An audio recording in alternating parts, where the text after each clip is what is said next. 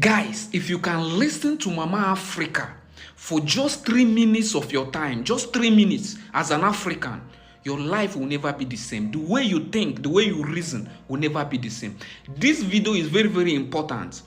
I don't even know if this platform, they are going to take it down. I don't know, because you know how this their policy always is when it comes to exposition about history, right? But for the time they are going to keep it, I want you guys to kindly share this video. I never asked you guys to share my video, but this one, I want you guys to share it, because this video is very important for every African. The full video is about 30-something minutes, but I have to just reduce it to down. I'm going to put down the link to the YouTube video so that you go and watch the 30-something minutes. But for now, just watch this about 5 minutes of it here so that you understand a glimpse of what she's saying. When they came to Africa, the settlers, they found an amazing continent with everything and anything the world could ever need. Well-established religious and educational systems. And they wondered, how on earth can we ever conquer such an amazing continent unless we come up with a strategy that will see to it that Africa and her children are forever defeated and dominated. I repeat, unless they came with a strategy that would see to it that Africa and her children are forever defeated and dominated. To start with, when the colonizers came to Africa, we didn't have the issue of color. Black and white did not exist in our languages. We were Africans.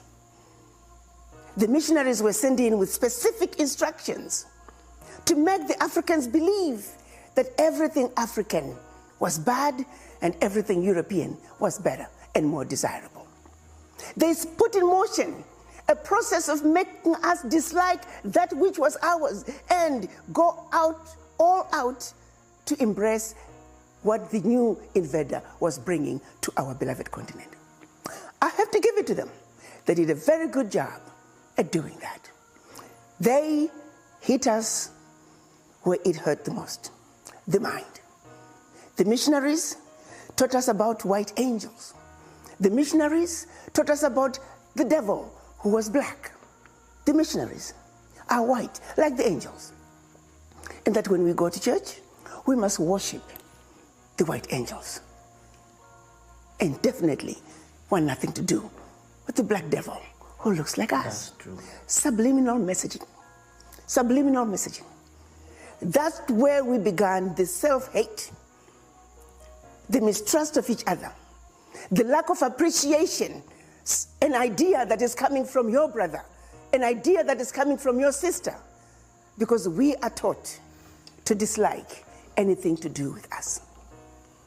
That, my brothers and sisters, was level one, number one level of destroying the African, the mind. Then they followed it with colonization, a systematic way of saying now that we have made the African believe that everything African was bad and everything European was better. Let's take it to the next level.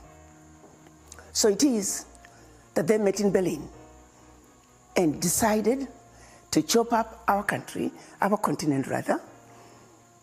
So it is they met in Berlin, Germany, at the invitation of the then Chancellor of Germany, Bismarck, specifically to come up with a strategy that once again would see to it that Africa and her children are forever defeated and dominated. They spent 4 months, 4 cold months in Berlin, Germany, from November of 1884 to February of 1885.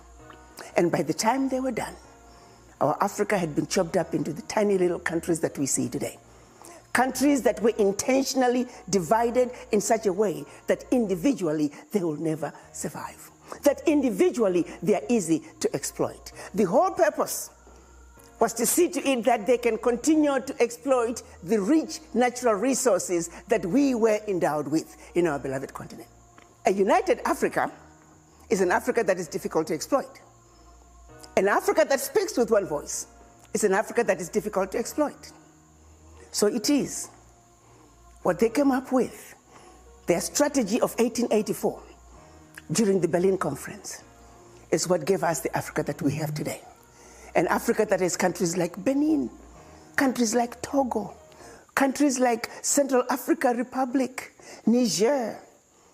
As a matter of fact, all African countries. Then they turned around and said, okay, here we are. You are independent countries. Of course, during the Berlin Conference and during colonization, every one of those countries was controlled from those capitals in Europe until independence, when our Pan-African fathers began to say there's something wrong with this picture. We can no longer continue to be subservient in our own continent. So they began to push back. And this is what led us to get the fake independence, where we were given political liberation, limited political liberation to this day. But what they kept and never let go, which brings me to issue number 3 of the root, was the economic liberation.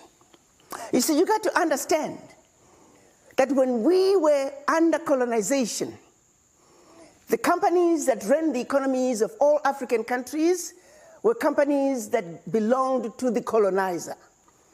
If a country was colonized by the British, the majority of the companies that controlled the economies of those countries were British. If you were colonized by the Germans, German companies. If you were colonized by the French, French companies, and so forth. That, my brothers and sisters, they never gave up. They still continue to control the economies of their former colonies to this day.